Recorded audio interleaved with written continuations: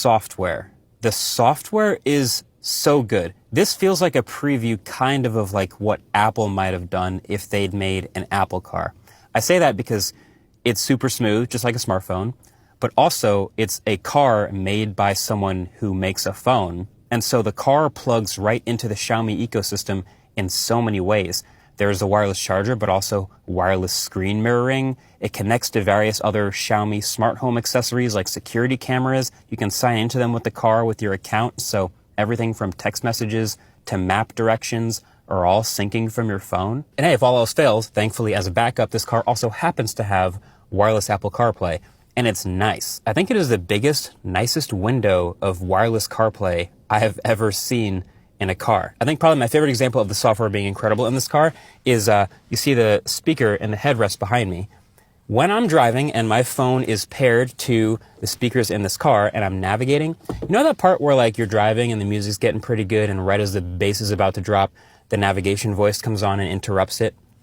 That never happens in this car because it separates out the voice from the navigation and puts it just in that speaker behind me while all of the rest of the music and the sound in the car stays exactly the same. So as a driver, I hear the voice saying, turn left, turn right, but everything else, including the music for all the passengers, stays sick. That is my favorite software feature I've seen in a car in a while. So the software being awesome is the one thing, but the second awesome thing is the modules.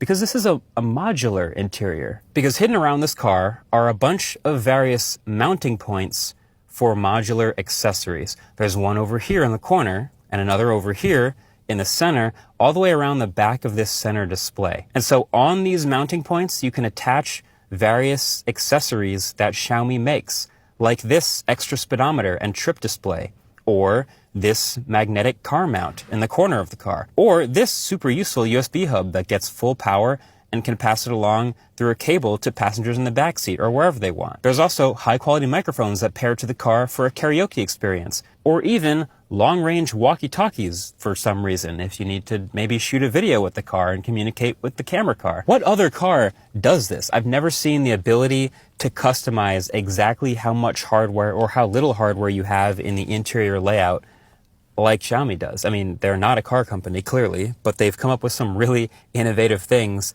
to make the car uniquely your own. You can make it maximalist. You can make it minimalist. You can do as much or as little as you want. And that'll, of course, fluctuate the price you pay, but hey, that's up to you. I think that's pretty sick. All of that is without even mentioning all the little stuff like the active noise cancellation in here, the quality of the speakers, the surround sound, all the other things that the software does really, really well. And I haven't even gotten to driving it yet.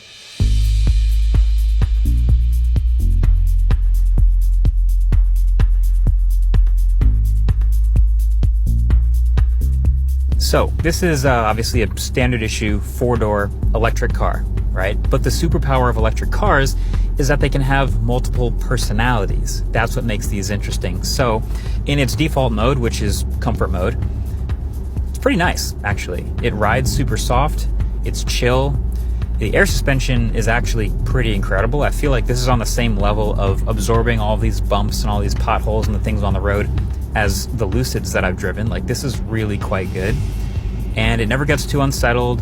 The accelerator pedal, it's responsive enough. It's not like super twitchy and aggressive. It's obviously the comfort mode, so you feel like you have all the power you need, but it rolls it on nicely and eases off when you remove your foot from the pedal. And what a lot of other EVs don't have is this really high degree of customization over exactly how that feels. Like, there is a full-on power delivery slider. You can move it to be a fully rear-wheel drive vehicle all the way to a fully front-wheel drive vehicle. And then the lift-off regen is nice and secure and assuring.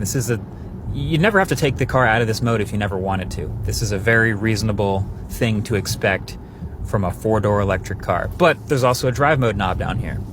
If I just turn it one notch to the right,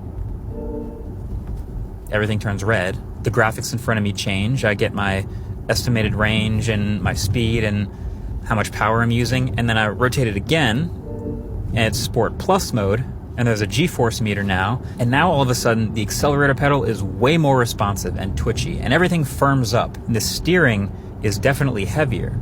So this feels much more like a fun type of drive, and it's not quite on the maxed out level. Like, I know people want to compare this to Porsche Taycan. This is not Porsche Taycan levels of sporty, but it's like one notch below that, which is still really good. It's got all the EV party tricks, 0 to 60 in under 3 seconds, launch control, and even a little boost button where if you press the drive mode button, you get this crazy graphic on the screen, and then that's all of your power, which is sick. So obviously it does great in a straight line with 600 plus horsepower, but it kind of handles on the same level of Model 3 Performance or BMW i4. This is a really capable car. It's kind of like a wolf in sheep's clothes type of car where you see it on the road and it doesn't necessarily look like something that has Porsche 911 Turbo S horsepower, but it does. And so yeah, it just gives you this confidence of being able to place the car wherever you want on the road, and that is the superpower of electric cars. Plus, it's got these active bolsters